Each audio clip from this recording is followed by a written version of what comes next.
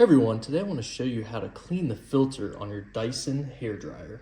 First, you want to grab the hairdryer, and on it you'll see that there are two dots, the red dot and the white dot. When they're aligned, they are snapped together. Once you get to the open dot, if you twist this counterclockwise, it should release, and this is your filter right here.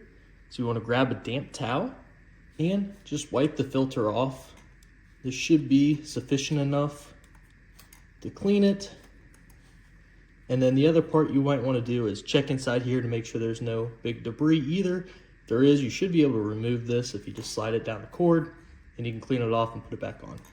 So after the filter is cleaned, you want to push this back up and then rotate until you get the red dot aligned with the open dot. Push it up and then click it over to the right, and these dots should line up, and once you're done, you're good to go. If you thought this video was useful, please leave a thumbs up. Thank you.